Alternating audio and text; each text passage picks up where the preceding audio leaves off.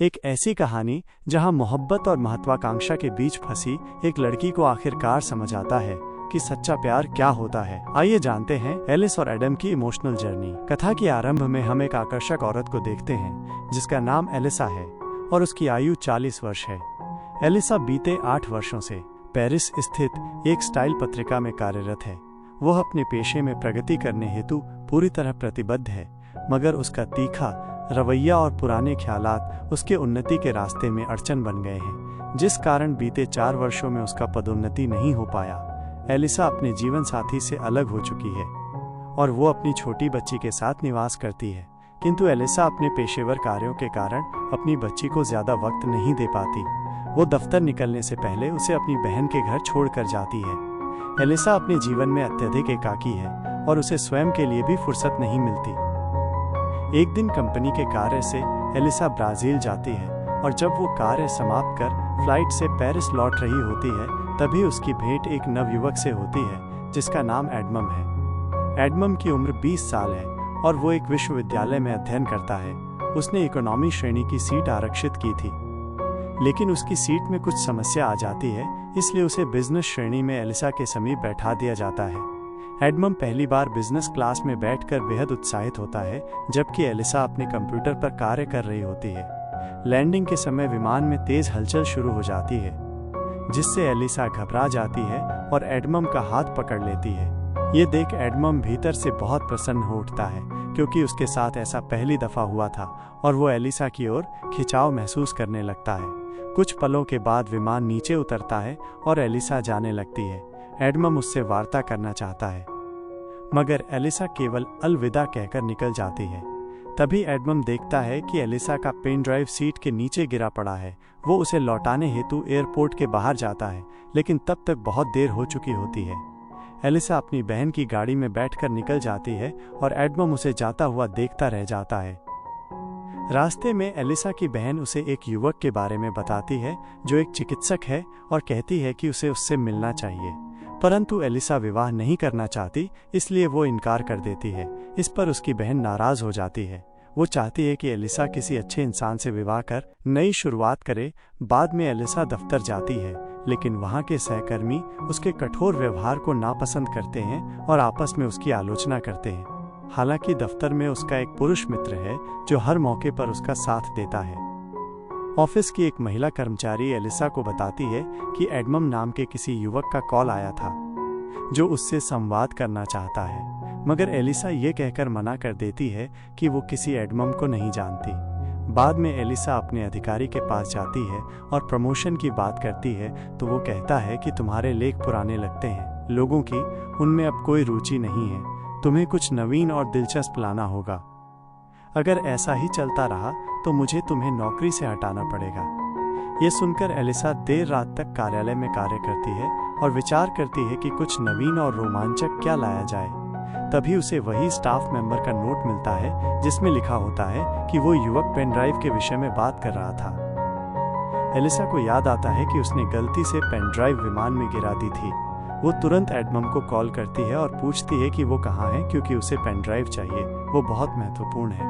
उस समय एडमम अपने मित्रों के संग एक बार में होता है जहां वो एलिसा को वहां आने के लिए कहता है। जब एलिसा बार के बाहर पहुंचती है तो एडमम उसे अंदर ले जाता है और अपने दोस्तों से मिलवाता है। वहां एलिसा के ऑफिस की 2 सहकर्मी भी होती हैं जो एलिसा को एडमम के साथ देख हैरान रह जाती हैं। एलिसा को पेन ड्राइव लेकर जल्दी निकलना होता है, इसलिए वो एडमम से उसे मांगती है। इस पर एडमम कहता है, चूंकि यूएसबी मेरे मकान में है इसलिए हमें वहां जाना पड़ेगा। वो दोनों बाहर निकलते हैं और एडमम उसे अपने 2 व्हीलर पर चढ़ने को बोलता है। एलिस पहली बार स्कूटी पर सवार हो रही होती है, इसलिए वो थोड़ी घबराई हुई होती है। एडमम उसे सुरक्षा के लिए हेलमेट देता है। जब एलिस उसे ठीक से नहीं पहन पाती तो एडमम उसकी सहायता करता है। उसी समय एलिस के दफ्तर की वही 2 लड़कियां उन्हें ऐसे कोने से देखती हैं जिससे ऐसा प्रतीत होता है कि वो दोनों एक दूसरे को चूम रहे हैं। वो चुपचाप उनकी तस्वीर खींच लेती हैं और उसे इंटरनेट पर साझा कर देती हैं।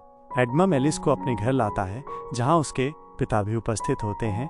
एडमम जानबूझकर ड्राइव देने में विलंब करता है ताकि वो एलिस से कुछ और पल बात कर सके, लेकिन जब वो एलिस को यूएसबी देता है और वो घर से बाहर निकलती है तो एडमम कहता है, क्या मैं तुम्हें बाइक से छोड़ दूं? इस पर एलिस कहती है, मैं टैक्सी से निकल जाऊंगी। फिर एडमम कहता है, क्या हम कभी बाहर कॉफी पीने जा सकते हैं? इस पर एलिस कुछ नहीं कहती, बस मुस्कुराती है और शुक्रिया कहकर चली जाती है। अगले दिन जब एलिस दफ्तर पहुंचती है तो सभी उसे अजीब नजरों से घूर रहे होते हैं। एलिस कुछ नहीं समझ पाती, तभी उसकी एक सहकर्मी से और एडमम की तस्वीर दिखाते हुए बताती है कि तुम दोनों की ये फोटो किसी ने ऑनलाइन डाली है और सबको लग रहा है कि वो और एडमम चूम रहे थे। लेकिन एलिस जानती है कि ये केवल एक भ्रम है, ऐसा कुछ नहीं हुआ था। लेकिन उसका अधिकारी ये देख बहुत प्रसन्न होता है। वो कहता है, मुझे तुम्हारा ये नया स्टाइल काफी अच्छा लगा, हमें तो यही चाहिए। वो लड़का तुमसे उम्र में बहुत छोटा है, ये बहुत ट्रेंडी लगेगा। बॉस को लगता है कि पत्रिका युवाओं को ध्यान में रखकर बनती है और अगर एलिस किसी कम उम्र के लड़के के साथ संबंध में है तो वो नई पीढ़ी की सोच को बेहतर समझ सकेगी। वो कहता है, तुम इसे जारी रखो, ऐसा करने से हमारी मैगजीन की बिक्री बढ़ेगी क्योंकि लोगों को गॉसिप पसंद होता है। लेकिन एलिस अपने से छोटे पुरुष को डेट नहीं करना चाहती। वो अपने मित्र से इस बारे में बात करती है जो उसे सलाह देता है कि उसे सिर्फ समाज को दिखाने के लिए एडमम को डेट करना चाहिए। वो कहता है, अगर तुम्हारा अधिकारी ये देखेगा तो वो खुश होकर तुम्हें उन्नति दे सकता है। लेकिन किसी की भावना के साथ खिलवाड़ और झूठ बोलना सही नहीं था। लेकिन एलिस के दिमाग में केवल प्रमोशन का ख्याल घूम रहा था, इसलिए वो ज्यादा न सोचकर अपने भविष्य को आगे ले जाने के लिए एडमम का उपयोग करने का निर्णय लेती है। अगले दिन एलिस एडमम से मिलती है। वो भी एकदम नए रूप में उसे देखता है और एडमम उससे नजरें नहीं हटा पाता। एलिस उसके साथ इश्किया बातें करने लगती है और वो दोनों बातचीत में मग्न हो जाते हैं। एडमम को विश्वास नहीं होता कि वो एलिस के साथ है। रात को एलिस एडमम को अपने एक मित्र के कार्यक्रम में ले जाती है। वहाँ एलिस जानबूझकर सबको दिखाना चाहती है कि वो अपने से 20 साल छोटे पुरुष को डेट कर रही है। उसी समय उसका दोस्त जो कार्यक्रम का होस्ट होता है जब एलिस के पास आता है और जानबूझकर उसे छूता है तो एडमम को ये पसंद नहीं आता। वो उसके शो की हंसी उड़ाने लगता है। एलिस भी उसकी बातों पर हंस पड़ती है। इससे उसका दोस्त अपमानित महसूस कर वहां से चला जाता है। इसके बाद एलिस और एडमम आपस में बातचीत करते हैं। एडमम कहता है कि मैंने कभी कल्पना नहीं की थी कि मैं तुमसे इस तरह मिलूंगा और हम साथ घूमेंगे। एडमम को पता होता है कि एलिस तलाकशुदा है और उसकी एक संतान भी है, पर इससे उसे फर्क नहीं पड़ता। एलिस कहती है, हमें एक दूसरे को बेहतर समझना होगा। तभी एलिस के पास उसकी बहन का कॉल आता है। वो कहती है कि मैंने उस डॉक्टर को घर बुलाया है जिससे मैं तुम्हें मिलवाना चाहती थी, इसलिए तुम जल्दी घर आ जाओ। एलिस जाना नहीं चाहती, लेकिन बहन की बात का मान रखते हुए वो एडमम से झूठ बोलती है कि उसकी बेटी बीमार है और उसे घर लौटना होगा। यह सुनकर एडमम भी थोड़ा चिंतित हो जाता है। वो फौरन टैक्सी बुलाता है और एलिस को उसमें बैठा देता है। ये देखकर एलिस को लगता है कि एडमम उसकी कितनी परवाह करता है। घर पहुंचकर एलिस अपनी बहन, जीजाजी और उस डॉक्टर के साथ रात का भोजन करती है। एलिस ड्रिंक करके आती है, जिससे वो नशे में डॉक्टर से गड़बड़ सवाल पूछने लगती है, जिससे डॉक्टर को बुरा लगता है और वो वहां से चला जाता है। यहाँ एलिस लगातार प्रयास कर रही होती है कि उसका बॉस उसे खुश होकर प्रमोशन दे दे, लेकिन ऐसा नहीं हो रहा था। इसलिए वो एडमम को एक फैशन शो में लेकर जाती है जहां उनकी कंपनी की सीईओ और अधिकारी उपस्थित होते हैं। जब शो के दौरान मॉडल्स रैंप वॉक कर रही होती हैं, तभी एक युवती गिर जाती है। ये देख एडमम तुरंत उसे उठाने को आगे बढ़ता है। सीईओ को एडमम का ये स्वभाव बहुत भाता है। शो के बाद एडमम और एलिस पार्टी में शराब पीते हैं और नाचने लगते हैं। डांस के वक्त वो दोनों बहुत करीब आ जाते हैं, लेकिन कुछ होने से पहले एलिस देखती है कि कुछ लड़कियां उनकी तस्वीरें ले रही हैं। ये देखकर एलिस तुरंत एडमम का हाथ पकड़ उसे बाहर ले जाती है। एडमम एलिस को अपने स्कूटर में बिठाकर उसके घर छोड़ देता है।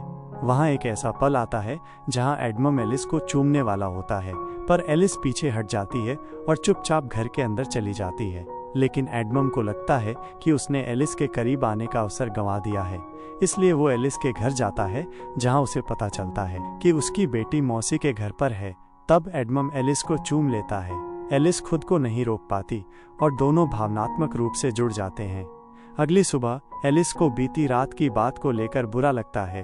वो एडमम से कहती है कि वो चला जाए, लेकिन बाहर तेज बारिश हो रही होती है, इसलिए वर्षा रुकने तक एडमम वहीं रुक जाता है। तभी एलिस की बहन और बेटी घर लौट आती है। एलिस उनसे कहती है कि एडमम उसका सहकर्मी है। वो एडमम के हाथ में कुछ कागजात दे देती है और एडमम वहां से जाने लगता है। लेकिन जैसे ही वो दरवाजे से बाहर निकलता है, एलिस उसे रोक कर चूम लेती है। इससे हमें ये समझ में आता है कि एलिस अब वास्तव में एडमम को पसंद करने लगी है और उसके साथ समय बिताना उसे भाता है। जिस नाटक को उसने लोगों को दिखाने के लिए शुरू किया था, वो अब एक सच्चे एहसास में बदल चुका है। इसके बाद एडमम और एलिस अक्सर साथ घूमने लगते हैं। एडमम उसे सरप्राइज देता है और बाहर घुमाने ले जाता है। एलिस को वो चीज़ बेहद भा जाती है। अब एलिस और एडमम के बीच गहरे जज्बात बनने लगते हैं। दोनों एक दूसरे के साथ बहुत प्रसन्न रहते हैं। एक रोज एडम एलिस से सवाल करता है कि तुम इतनी आकर्षक और संपन्न हो, फिर भी तुमने मुझे क्यों चुना? इस पर एलिस के पास कोई साफ जवाब नहीं होता, क्योंकि उसने अपने स्वार्थ के लिए एडमम के साथ नाता जोड़ा था। मगर अब वो सचमुच एडमम को दिल से चाहने लगी है। कुछ समय बाद एलिस को काम में तरक्की मिलती है, जिससे वो अत्यंत आनंदित हो जाती है। लेकिन अब उसके मन में एडमम को लेकर सोच उठने लगती है कि क्या उसे इस रिश्ते को आगे बढ़ाना चाहिए या नहीं। जब वो एडमम से मिलती है, तब एडमम उसे बताता है कि वो उससे बेहद प्रेम करता है और विवाह करना चाहता है। ये सुनकर एलिस चौंक जाती है। वो कहती है कि हम दोनों में बहुत भिन्नता है। मैं तुमसे 2 दशक बड़ी हूँ और तुम्हें अभी जीवन में बहुत कुछ पाना है। हमारा साथ आगे मुमकिन नहीं। एलिस कहती है कि वो उससे प्रेम करती है, लेकिन उसकी जिंदगी में कई जिम्मेदारियां हैं। उसकी एक संतान है, एक पेशा है। ऐसे में उनका साथ मुमकिन नहीं। वो कहती है शायद यही ठीक रहेगा कि यहीं रुक जाएं, मगर एडमम उसकी बातें नहीं मानता। फिर भी एलिस वहां से चली जाती है। उसे एहसास है कि उसने पहले एडमम को महज प्रमोशन पाने के लिए इस्तेमाल किया था, मगर अब वो दिल से उसे चाहने लगी है। वो उसके साथ रहना चाहती है, मगर अपनी जिम्मेदारियों और समाज की धारणा से डरकर वो एडमम से दूर हो जाती है। एलिस एडमम से दूर होकर बेहद अकेलापन महसूस करती है। उसे एडमम को भूलना बहुत कठिन लग रहा होता है। वहीं एडमम की हालत भी वैसी ही होती है। वो अपनी पीड़ा अपने पिता से साझा करता है। पिता उसे समझाते हैं और कहते हैं, जब मैं तुम्हारी उम्र में था तब मुझे भी प्रेम हुआ था। ये सब होता रहता है। तुम्हें जिंदगी में आगे बढ़ना चाहिए। कुछ वक्त बाद एलिस के दफ्तर में सीईओ खुद पत्रिका के कवर फोटो को देखने आती है, मगर उन्हें वो फोटो पसंद नहीं आता।